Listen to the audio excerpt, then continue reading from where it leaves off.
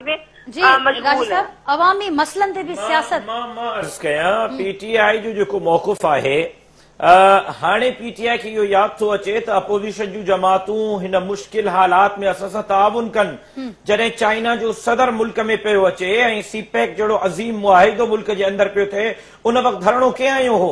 Opposition में हिन वटि वेठल जमातुनि हयो हो या पीटीआई हयो हो?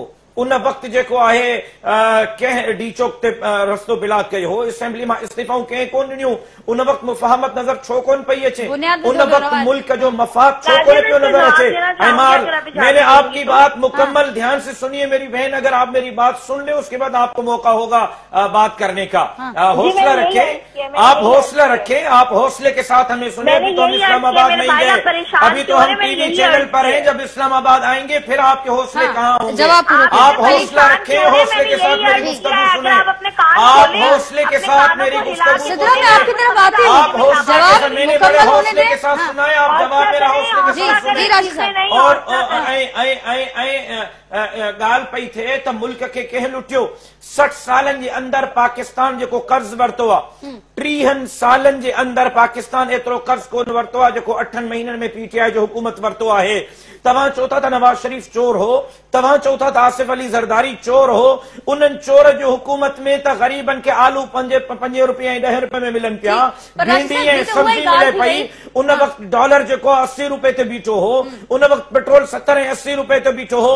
चोरन जे हुकूमत में जेको आहे गरीब माण्हू 2 वक्तनि जी मानी आसानी सां खाई सघे पियो। तव्हां भाग्यन जो हुकूमत में गरीब खुदकुशी कनि पिया, पंहिंजे पुटनि खे ज़हर जा ढुक पियारनि पिया, त पोइ छा हुकूमत खां इहो सवाल पुछण में अवाम हक़ बजानिब न आहे? जिन खे तव्हां चोर चओ पिया उन जो हुकूमत में असांजी ज़िंदगी ठीक पई गुज़रे ऐं तव्हां 100 ॾींहनि जो विजन ॾिनो, तव्हां चयो त असां 1 करोड़ घर ठाहींदासीं। ठीक वाइदा थिया पर वाइदा पूरा न थिया। अॼु साहब हाणे इहो ई सवाल जेको बार बार ही हुकूमत करे पई त ही ॾुखियो वक़्तु आहे जंहिंखे ऑपोज़िशन बि सम्झे पई। जेकॾहिं ॾुखियनि फ़ैसिलनि जी ॻाल्हि कयूं था, उहो IMF ने वञण जो फ़ैसिलो हुजे, उहो एमनेस्टी स्कीम हुजे, उहो ॿिया मामला हुजनि, उहे सॼा समूरा फ़ैसिला मुस्लिम लीग नून जे दौर में बि असीं ॾिठासीं, पाकिस्तान पीपल्स पार्टी जे दौर में बि असीं ॾिठासीं। त पोइ हाणे कीअं ऑपोज़िशन जस्टिफाई कंदी सिर्फ़ 10 महीननि में ही मुखालिफ़ तहरीक जंहिंजे हू पाण अगेंस्ट रही आहे?